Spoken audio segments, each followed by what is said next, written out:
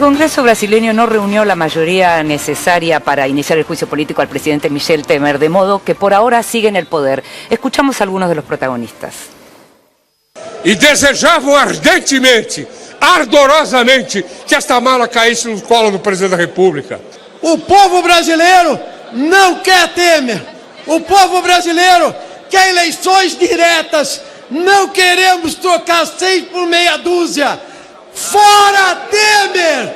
Diretas já! Confio na inocência do presidente Temer, porque acredito que o presidente Temer está governando bem o Brasil.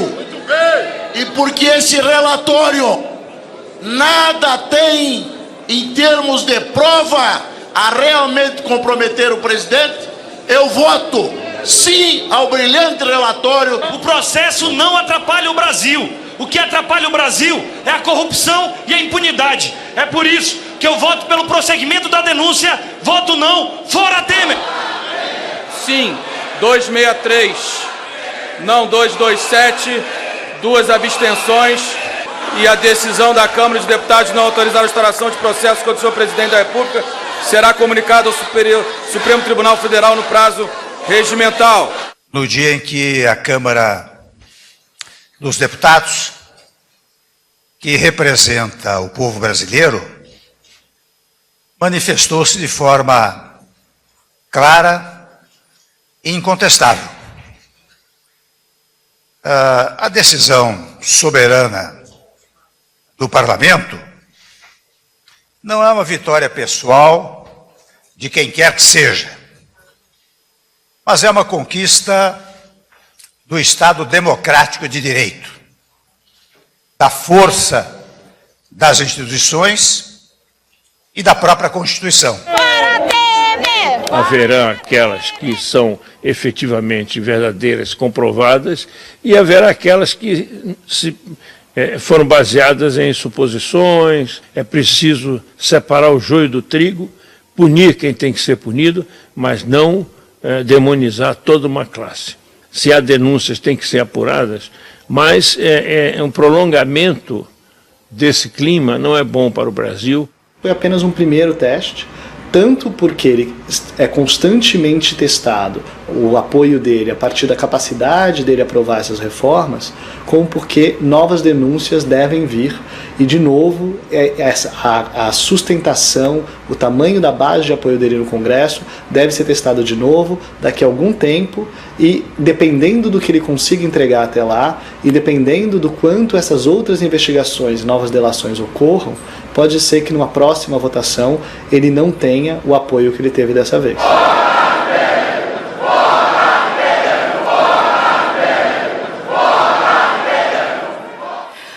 Aunque uno puede entender, digamos, lo que tiene que ver con los choques de intereses o con los intereses afines en este caso, técnicamente uno, Andrés, que seguimos con Andrés Malamud en esta conversación, uno puede entender que a Dilma se la sacó del poder sin pruebas de corrupción, por ejemplo, y por algo muy menor, y sin embargo, con pruebas bastante más concretas en contra de Temer, sin embargo, Temer está ahí. ¿Cómo lo podemos explicar? Con una palabra: político. Esto es un juicio político, no es un juicio judicial, no es un juicio penal, no es un juicio criminal. Y los juicios políticos son decisiones que toman los congresos en función de instrumentos más o menos laxos que le permite la Constitución, pero que tienen que ver con idoneidad y con evaluación de desempeño político. Una cosa muy interesante que mencionaba Manuel Alcántara. Manuel Alcántara es un catedrático español, especialista en América Latina, de la Universidad de Salamanca. Y él decía: hablamos del presidencialismo de coalición en Brasil desde 1988. El presidencialismo, que en principio es un partido en el cual el ganador se lleva todo y sin embargo tiene que compartir el poder con los sectores parlamentarios, como en el parlamentarismo.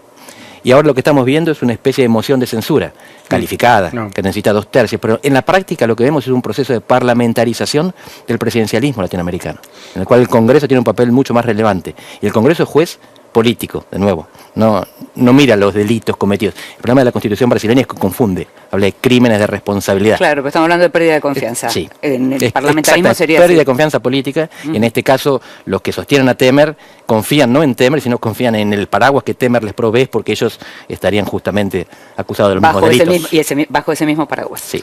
¿Dónde queda la ciudadanía con un 53% de adhesión para Lula, por ejemplo, más allá de los cinco juicios o los 5 procesos abiertos y, por supuesto, las sospechas de corrupción?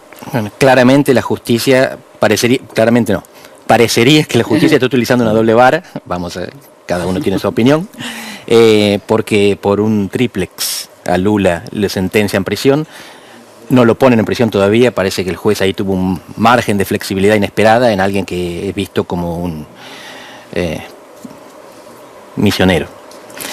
De todas maneras, la opinión pública es variable y en democracia representativa lo que se define es lo que piensa la gente en el momento que va a emitir el voto. Si en el periodo entre una elección y la otra piensa que sus gobernantes le merecen el 80 o el 10% de confianza, no es algo que los instrumentos habituales puedan procesar. De hecho, los políticos utilizan esa información para gobernar mejor o peor, para cambiar o seguir en lo que están. Pero institucionalmente la opinión pública solo se manifiesta peticionando o a la hora de votar. O con referéndums revocatorios cuando el presidente lo admite. Claro. Es una situación por demás extraña esta, porque uno en Venezuela, inclusive años atrás, podía esperar en algún momento una crisis. Dentro de un rato vamos a hablar de Ecuador, Ecuador también, pero que en Brasil se produzca esto es realmente muy llamativo y obliga a otro tipo de reflexión. Una con respecto a las consecuencias que esto puede tener para el resto de la región. Y otra, Andrés, te preguntaría algo que te hubiera preguntado en Venezuela, pero me parece más trascendente verlo en el tema de Brasil. Lo que está en crisis es el sistema político, el sistema institucional, el sistema de representatividad, porque, digamos, me parece que acá estamos ante otro nivel de preocupación, ¿no? Sí, la respuesta es sí, pero te la hago más grande. Sí, en todo el mundo. El sistema de representación está en crisis en todo el mundo, algunos dicen en transformación, como sea. Está en un proceso que no es el que nosotros conocíamos. Se desestabilizó. Los sistemas de partidos se descongelaron y lo que observamos es un aumento de la retracción de los ciudadanos en su vida privada y de los políticos en el Estado. Y los partidos políticos se transformaron de agentes de representación de la sociedad ante el Estado en vehículos de gobierno del Estado hacia la sociedad. Los partidos políticos originalmente fueron herramientas de notables, pero después se convirtieron en herramientas de las masas organizadas. Y hoy no son eso. Hoy son vehículos estatales para coordinar la actividad de gobierno y para transmitir disciplina. Y funcionan menos. Y funcionan menos en parte por causas que José ha tratado muy bien, que tiene que ver con la complejización del mercado de trabajo, del mundo del trabajo. Las personas antes iban centenares a trabajar en la misma fábrica, con el mismo horario, tenían una socialización que las tornaba pares, comunitarias. Y hoy hay menos trabajo formal y el trabajo formal está mucho más segmentado. Entonces esas lealtades, esas solidaridades colectivas son mucho más difíciles de creer. ¿Y el rol del sindicato? Los sindicatos sufren tanto como los partidos, justamente. Y eso es algo que se ve mucho en Argentina. Que y esos intereses colectivos también quizás son más difíciles de reconocer, por lo menos. Bueno, hay Moisés Naim. Moisés Naim tiene este libro sobre el fin del poder. Sí. Él dice que esta complejización, tiene que ver con el cambio tecnológico, tiene que ver con los procesos de globalización, llevó a una transformación del poder. El poder hoy se gana más fácil. Trump nunca se presentó a una elección, se presenta uno y gana. Sí. Macron, Rafael Correa. Dice, pero se conserva más difícil y se pierde más fácil. Entonces es más fácil llegar y es más fácil caerse. Es más difícil mantenerse. Y esto tiene que ver sobre todo con esta volatilidad, las redes sociales. Las redes sociales permiten congregarse enfrente de un palacio presidencial y ayudar a que un gobierno caiga. Pero no pueden construir un gobierno. Andrés, tengo revisando, veníamos hablando de Venezuela en el bloque anterior, estamos hablando de Brasil. Si uno repasa el impeachment también turbio a Fernando Lugo en Paraguay, o por lo menos acelerado, digámoslo así, el golpe más clásico en Honduras. La pregunta es muy amplia, digamos, pero te pido una respuesta concisa, vos sos conciso en general. A 2-3 décadas de la recuperación de la democracia en América Latina, ¿qué tipo de democracia tenemos? Esta semana fue el Congreso Nacional de Ciencia Política en Argentina, la anterior fue el Congreso Latinoamericano de Ciencia Política en Montevideo.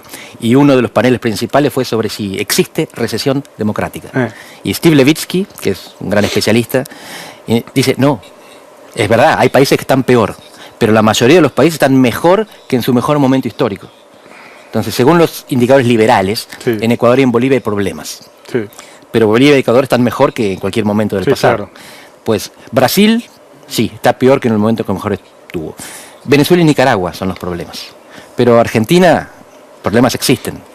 Pero hubo peores épocas. En Chile y en Uruguay está bastante tranquilo. En Chile hay problemas serios de representación, de popularidad de la presidenta, pero no hay problemas de la democracia.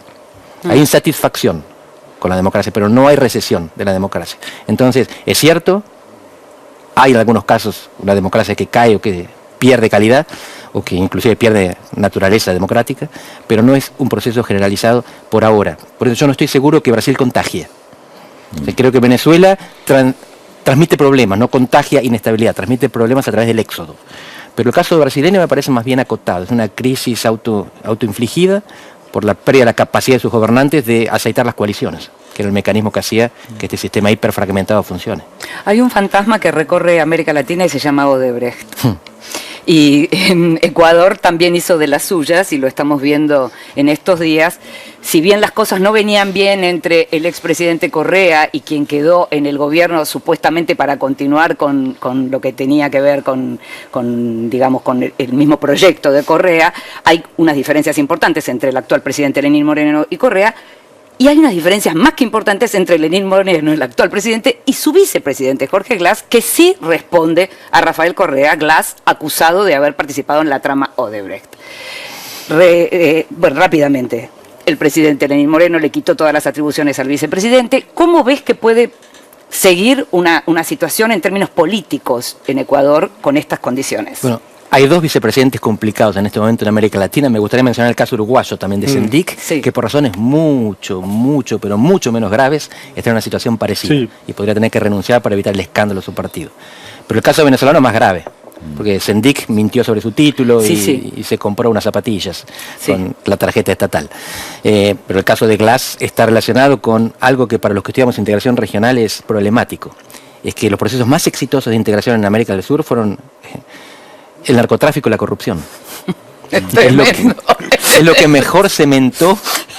Dicho así, es una puñalada. Es duro, pero bueno, no parecía. Parecía que Odebrecht en realidad lo que hacía era regionalizar la obra pública. Y llegó eso como banco formal. Claro, tremendo. Bueno, la situación es muy complicada porque ahí Glass no es importante. No, claro. La cuestión es que Glass es el hombre de Correa. Claro. Y entonces lo que esto hace es resquebrajar la coalición de gobierno y demostrar una vez más que los presidentes latinoamericanos no tienen tanto poder ni cuando están en el gobierno, ni cuando los echan, ni cuando imponen al sucesor, ni cuando quieren que su legado lo sobreviva. Pero esa cuestión del personalismo, porque en el caso de Correa vemos personalismo, en el caso de Venezuela seguimos viendo lo que tuvo que ver el personalismo de Chávez, en Brasil vemos el personalismo por el lado de Lula.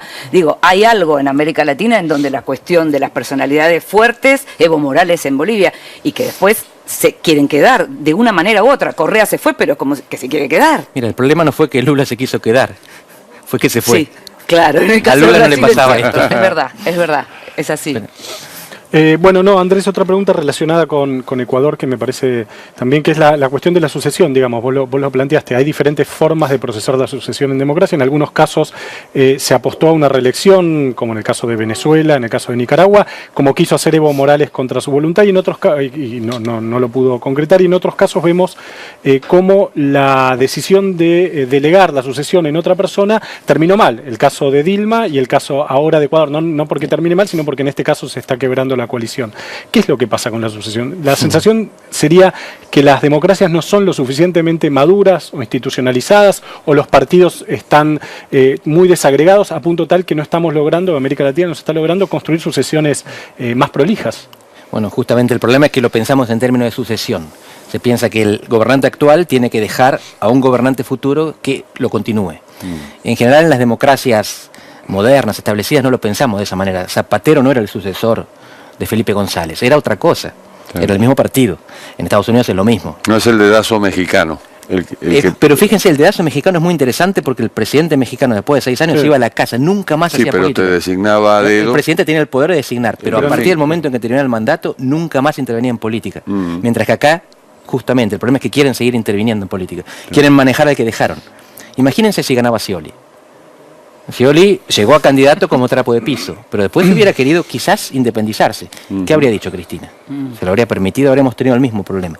En general, la idea es llegar a un mecanismo de sucesión constitucional y no de sucesión del liderazgo. pero en general en América Latina eso funciona solo entre cónyuges. Tampoco funciona mucho el tema de la alternancia. Pareciera que la cuestión de la alternancia como una base también de la democracia es algo que no está muy contemplado, ¿no? Pero de nuevo, estamos mirando los casos problemáticos. Claro. Hay casos que funcionan mejor. Tengámoslos en cuenta. Costa Rica, con sus problemas, Chile, Uruguay. Argentina incluso. Argentina incluso, es verdad. Sí, hay otro aspecto de esto que interesante que venimos charlando, que es la cuestión de, digamos, yo no lo llamo personalismo, yo con Inde que tenemos este problema permanente. ¿No te parece personalista los presidentes? No, porque yo lo llamo liderazgo. Y me parece que son, en este tipo de procesos transformados son necesarios. Vos has estudiado las transformaciones en la región, pero digamos, ese papel del liderazgo no es un rol que todavía no se le encontró sustitución, no es un rol todavía necesario en estos procesos y quizás ahí también nos encontremos con parte del problema. Yo diría que el problema es el continuismo. El liderazgo es necesario para algunos, inevitable en el peor de los casos, porque hay líderes y están ahí, y tienen hambre, tienen poder y la gente los vota. La cuestión es que quieran quedarse para siempre. No fue el caso de Correa, con todo lo que le podamos recriminar. Esperemos que no sea el caso de Evo, que acepte el mandato constitucional, cuando termina su mandato le deja el poder a otro. Fue el caso por necesidad en Venezuela, y bueno, el problema de Venezuela justamente es que no aceptan la derrota electoral, que es la definición más básica de democracia. Un sistema en el cual los partidos pierden elecciones y aceptan el resultado. Te agradecemos muchísimo que hayas estado con nosotros una vez más, Andrés. Siempre es un placer recibirte, ¿eh? Es para mí. Y nos estamos yendo a una nueva pausa. Luego de la pausa, en Televisión Pública Noticias Internacional, la renuncia del primer ministro Nawaz Sharif, acusado de corrupción a raíz de la información revelada por los Panama Papers, abre un clima de incertidumbre en el país asiático, Pakistán. Además, cambios en el gabinete de Trump. Obligado por las circunstancias o disconforme con sus desempeños, el mandatario estadounidense despidió o reemplazó a 16 funcionarios de su administración en solo 6 meses. Tras la pausa, en la edición internacional del noticiero de la televisión pública.